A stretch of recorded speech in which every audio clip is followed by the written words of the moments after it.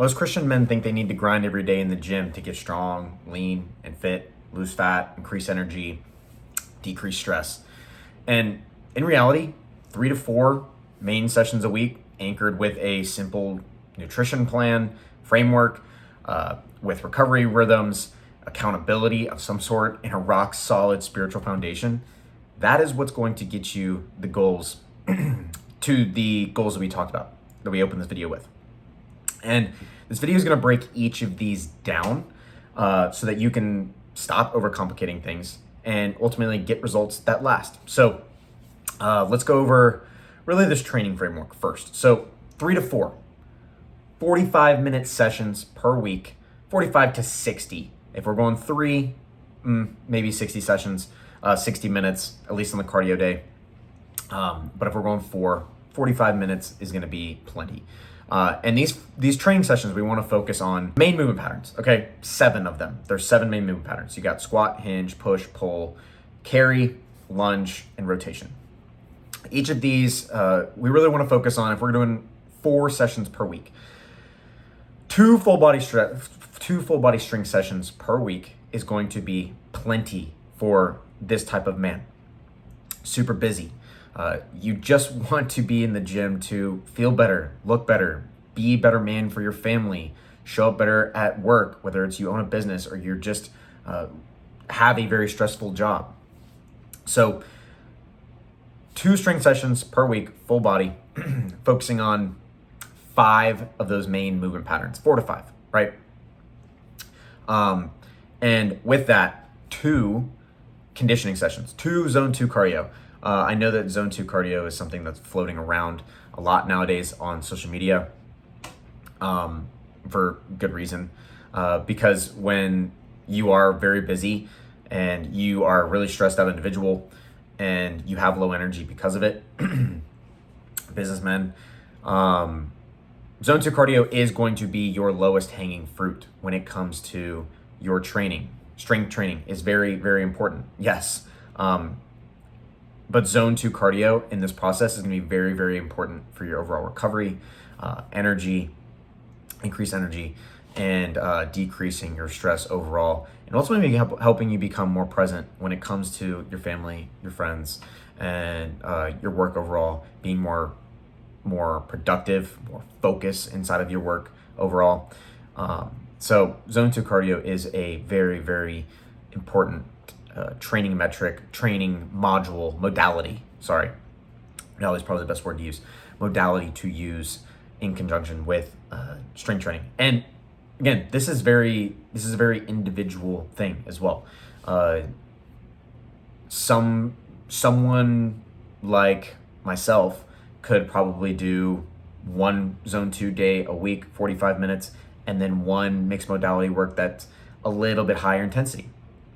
Get away with it, but which I don't do. I prefer zone 2 myself.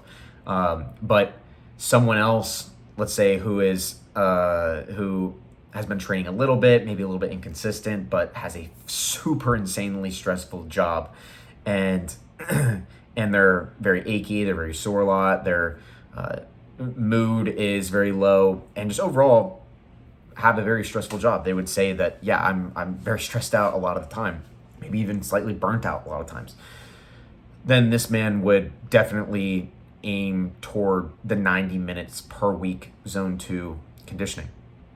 That'd be very, very good for recovery overall. So really the main emphasis here is quality over quantity. Intensity and intention are going to matter more than overall volume in this case for this type of man. If this is you, you're going to build plenty of muscle and strength if your overall goals are just to help fitness help you live a better life overall. Just look better, feel better for everything inside of your life.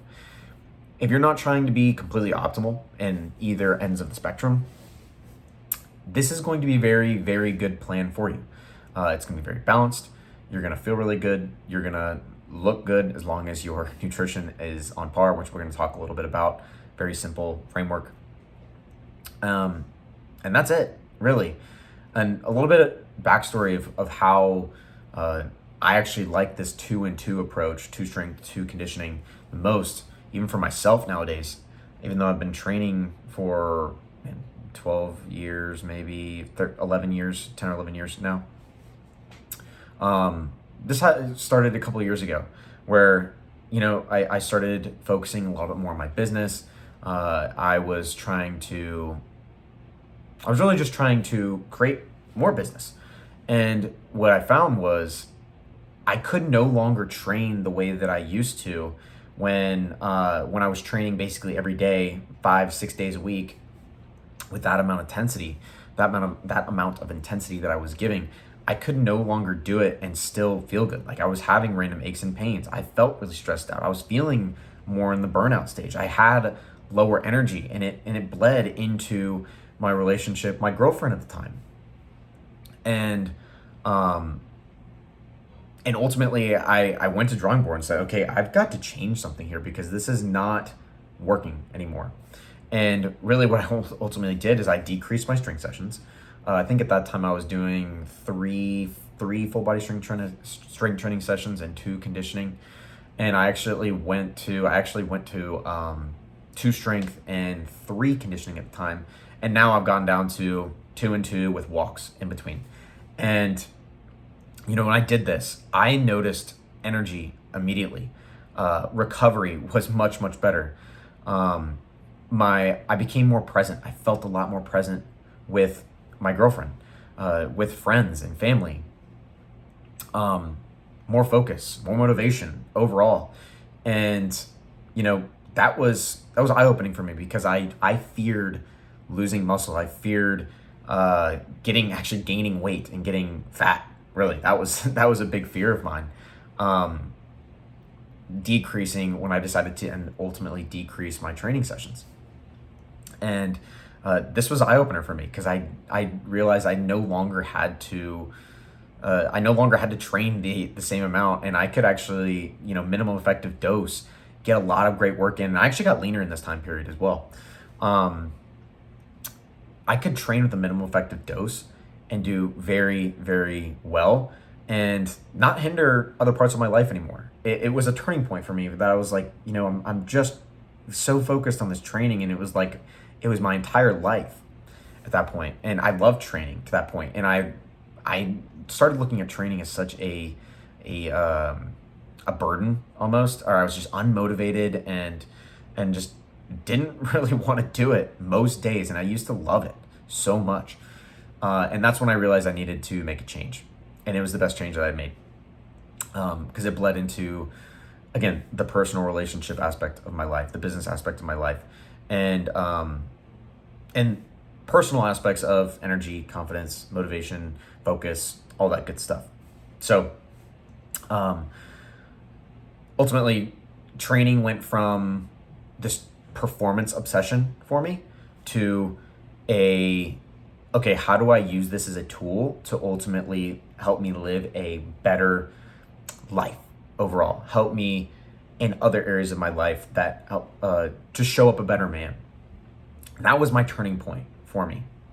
And now as I've gotten more busy with my own business, the 2-and-2 is the absolute best training framework to this point, and I absolutely love it because what it does is it opens up other time to do other recovery measures, which we'll kind of segue into this a little bit.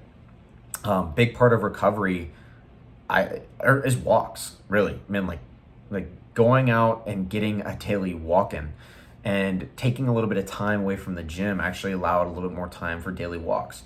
And these walks can be great recovery measures because we're way too plugged in every single day. We're on our daily lives, and between whether it's work, whether it's just social media, trying to listen to the next health and fitness podcast or something else you enjoy listening to. If you're watching this, you're probably a very high performing individual. You're some type of growth podcast or whatever. For me, I love to learn. I love to continue to find ways to grow, to innovate, and really just growth as a human being in general.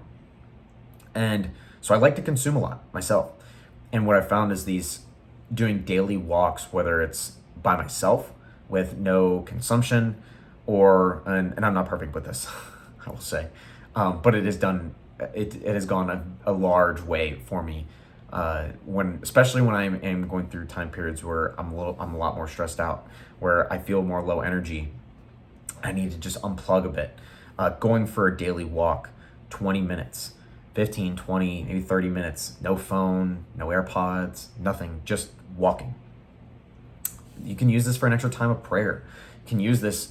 You can also use this as a great time to knock out two birds with one stone and develop a better relationship with loved ones, wife, kids, friend, whoever.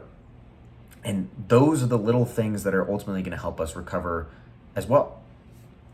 So, other recovery measures here: sleep. I'm not going to go too deep into sleep, but I will go into some of, some frameworks or some things that you can do to ultimately help your sleep. Getting rid of or turning screens off and grabbing, getting a pair of blue light blockers to wear at night will dramatically help your sleep, how quickly you fall asleep, your depth of, or your deep sleep overall. I love blue light blockers. These, I don't have them with me on my desk. I've got the red ones. I think they're the Roka ones that Andrew Huberman is affiliated with. Those are the ones that I enjoy. And honestly, I try to go into my room and just turn my red light on. I've got and just throw the red light glasses on and either read a book. I will read some scripture. And if I happen to be on my phone, at least I've got the blue light blockers on, and I'll also turn the red light filter on my phone. So those are some little small action items that you can do to ultimately help the sleep.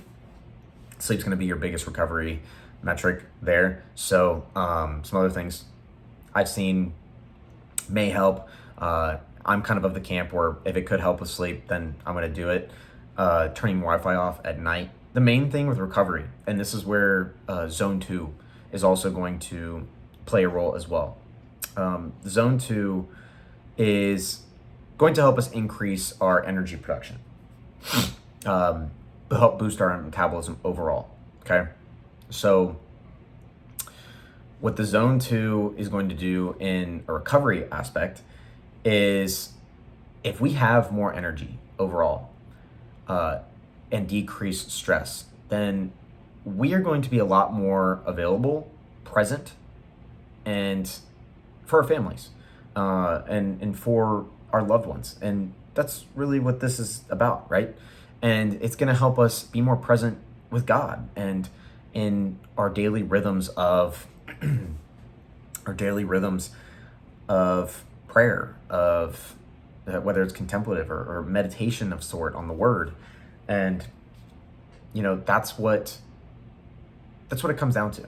So another aspect of our overall recovery here is our nutrition.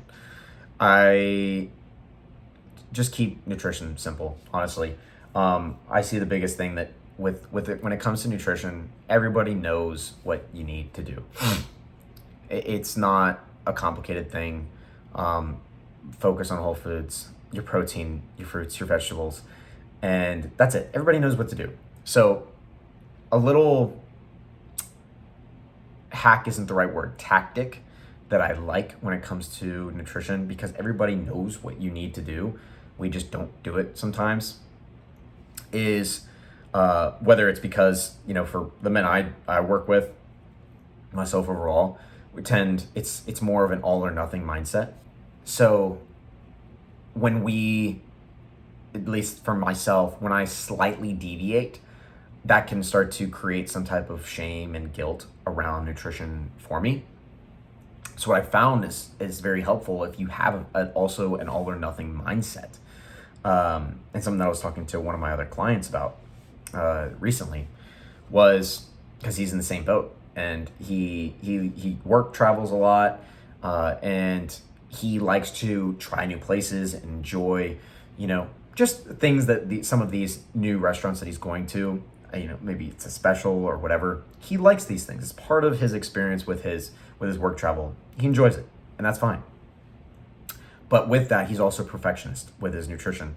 So, or he's also a perfectionist in general. So when he slightly deviates from, he's a big Whole30 fan. So when he slightly deviates from the Whole30 type plan, it totally derails him, and he feels like he's failing and all that good stuff. And I was like, look, man, what would really, really help you is if you created a standard for yourself. And what this would look like is, so in my regard, my standard that I've created for myself and is, if I generally intermittent fast. I'll go through periods of time. But if I'm intermittent fasting and I'm only eating 2 main meals a day, then 12 of my 14 meals per week are going to be dialed. Okay, what does dialed mean for me? I'm going to focus on a main protein source. I'm going to have a fruit and a veggie or a veggie. That basically dialed, just I know how I eat on a day-to-day basis, and that's, I'm creating that standard for myself, that I don't deviate from that, how I would normally eat for 12 out of my 14 meals per week. And then, so that leaves 2. And if I'm in a time period where I'm not intermittent fasting, might be having breakfast more often, then 2 to 4 meals per week are more fun meals where I eat whatever I want. But the other part of the standard that I create for myself is 2 to 4 meals per week. I will say I eat whatever I want. So that way, when I do, I'm being realistic, okay? It's basically this, you take this idea of flexible dieting, eating things in moderation, and you're just setting groundwork. You're setting the standard. You're setting the right expectations for yourself rather than just being like, oh, I'm going to eat moderation. I'm going to eat flexibly. Okay, that's fine, but what does that mean for you? Because what this could lead to, and what I've experienced and what I see in some of my clients, is they want to be flexible dieters of sort. They want to eat in a flexible manner in moderation, but when we don't have a standard of what this looks like, or a clear line in the sand when we're all or nothing, for somebody who has a little bit of an all or nothing mindset, the slight deviation can almost immediately create an issue with some guilt and shame or anxiety or stress, whatever it is, part of it. And all this standard is doing is just creating a black and white line in the sand, essentially. And so that way, okay, if let's take a good example. If I know that my standard is 2 meals per week, eating whatever I want, right? I know generally on Sundays after church, we go out to eat with some friends. And if we're going out to eat with some friends at a restaurant, I could get whatever I'm likely just going to get whatever I want, right? If I know that in off the top of my head, then I can kind of just like plug that in, like go throughout my week with that in mind, okay? And then there's also the aspect of, let's say something pops up. So we eat dinner with friends and family frequently, especially family, at my girlfriend's parents' house, right? And so they might text randomly, hey, you want to come over for dinner? Yeah, sure. And if that dinner isn't necessarily up to how I would normally eat, then I have that already kind of planned out into my week, right?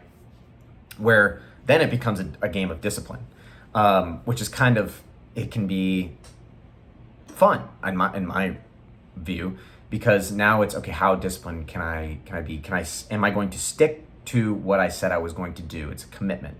It's, and you can attach this to, I love the question of, is this action going to help me better exemplify or show the love of God, right? Is whatever I'm going to do, is this going to help me better show the love of Jesus, right? It's a great filter to use when we're talking about anything with our health, our fitness, and what we're consuming, putting our body, what we're doing.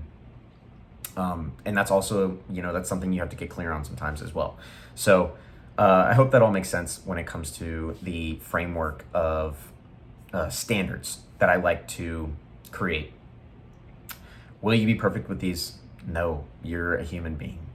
But what it does do is when you do slightly deviate as somebody who's a little bit more all or nothing, such as myself, then and people I work with, then this is a very good line in the sand to draw where it's, this is how I'm going to eat. And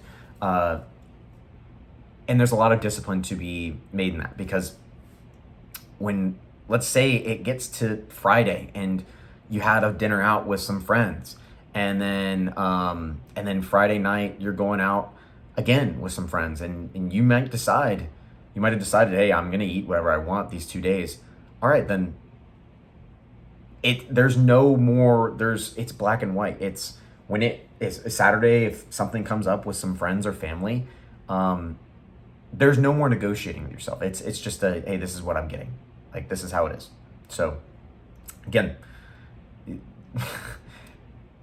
perfection with it is not the goal, but it does draw a line in the sand to ultimately, perfection is not the goal, but it does draw a line in the sand that is very, very helpful when all or nothing thinking is in the works, essentially. So something that has helped me a lot. I hope that it helps you, and that's kind of what will help with the recovery aspect. Because if we're so worried and stressed out and anxious about nutrition and food and everything, because there is so much fear around certain foods. I mean, meat's bad for you, vegetables are bad for you, depending on who you look at or who you watch on the internet, who you see, and so much fear can be created around food, where it's like, man, it's such an individual aspect where you just have to find what works for you. So, but simplicity is key when it comes to nutrition. Everybody knows what you need to do. But I think that a black and white line in the sand, this is what I'm going to do, this is what I'm going to commit to, is what people need. But it also comes with a plan. That means proper planning needs to be put in place. And that's something that I do help with my clients as well. Next, we got accountability. So a lot of times why men drift, feeling alone, life wins, work, family, stress, all the things come up. Accountability in brotherhood form. Accountability, whether it's in a health and fitness group, like I've tried to create, or it's something with through your church, a certain growth group for your church, something that pastor of our church tries to pride himself on is he wants to be the fittest church, which I think is awesome. So there's a level of accountability with some of the men in that I go to church with as well. But just finding some type of accountability is in community with it. It is going to, I think, is going to be way more valuable than anything. So brotherhood, when you have someone in your corner that you know will call you out, but you also be willing to be vulnerable with them as well. So that's kind of all I really wanted to talk about when it comes to accountability. Also the aspect of check-ins for yourself, and this kind of goes back to the nutrition part. I sat down and had to do this last night myself with standards of my nutrition, because I veered off of mine last week. And instead of being super worked up about it, like, yes, I failed myself, but how do I make myself better at this point? And that's what I think it's about, right? And I sat down and just tried to figure out what made me fall off this week. Where could I do better? How can I make sure that this does not happen moving forward? So check-ins with yourself, that layer of like personal accountability, you have to have a level of personal accountability. But also, even if it's a check-in with somebody you know, you love, that that you know is going to be there for you in your corner. Because ultimately, iron sharpens iron, right? So having somebody a brotherhood, a community around you is so very valuable when it comes to achieving these goals overall, and really encouraging alignment, an element of confession. So that's all I really say about accountability. It's something that I've seen be the biggest issue in men that I've talked to. So, and I really think that community and brotherhood is the missing factor there. So, and the last one here that I want to talk about is ultimately the spiritual priority. So I know that, you know, as men, we can get so caught up in the daily life of business, of family, of other things, that usually it's our scripture time, it's our prayer life that are put on the back burner. And what tends to happen is things start to fall apart, in my experience. And I was having this conversation with a client of mine recently, where, you know, in his check-in, he had said that he was feeling burnt out, and drained. And the first thing I asked him was like, do you have a structured quiet time? And he'd said, yeah, basically, essentially, long story short, is he got away from it for a little bit because his training routine, our training routine was slightly tweaked. So, and it was just a set of questions like, okay, how can we make this happen? Because right now, this is not sustainable of what you're doing right now. You're feeling burnt out, you're feeling lower energy, but you can't not get this in. Like, you can't not put your relationship with God at the forefront. So how can we get this in? And he kind of just went to the drawing board and realized like he had time where in his schedule that he didn't realize. So he prioritized that time. And then within a week, like, he was feeling much, much better. So really just a rock solid foundation of a prayer life, quiet time, time for your scripture, for meditation, contemplative prayer, active prayer, all that good stuff of just being with God. And I'm a full believer that when the spiritual is in line, man, the mind, the body, and the spirit, they all have to be in integration with each other. But man, when the spirit is in line and you are so spiritually grounded. I mean, we all go through phases and cycles, and sometimes we feel a little bit more disconnected, and sometimes we feel so in flow and connected to God. But man, the more that you prioritize that time, like it's your job. Like, if we prioritize our time with God, like it's our job, everything downstream just begins to flow. And with this spiritual anchoring, ultimately health becomes a level of worship, physical health. Focusing on our training and nutrition becomes an act of worship, because our bodies are temples. And it goes back to that question that I talked about earlier, is, you know, is my action going to help me better show and love my neighbor and love God? Show up the man that I'm meant to be for my family. I need to be for my family and for my business or for my work. So, and, you know, this also goes back into the unplugging for some walks and just creating moments of breath. Like, all right, I'm feeling super overwhelmed. I'm feeling like super stressed out, burnt out right now. Like, what's going on? Okay, reground myself back with some prayer, with some meditation on the word. And ultimately, I know that this is the thing that ultimately gets pushed on the back burner because it's not something we can see. We all know that it's the thing that holds us all together, and it's generally the first thing to go. So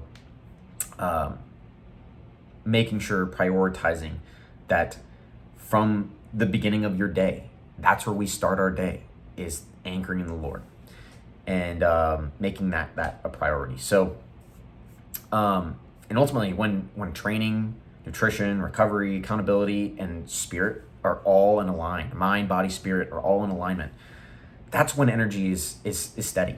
That's when perspective is positive and fear isn't running you, or anxiety and stress isn't running you. Confidence grows. You're feeling better in the jeans that you're wearing, in the t-shirt that you're wearing, looking better in the mirror.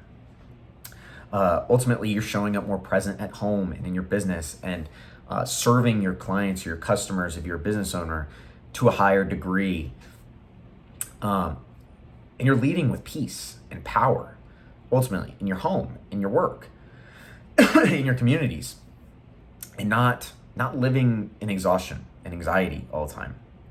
And really, man, 3 hours per week of training plus your spiritual anchoring, that's what's going to lead to the transformation in your body, in your spirit, in your mind. Ultimately, if you are a Christian man yourself, you're wanting to get lean, you're wanting to lose fat, you want to increase energy, decrease your stress overall, without spending every single day in the gym.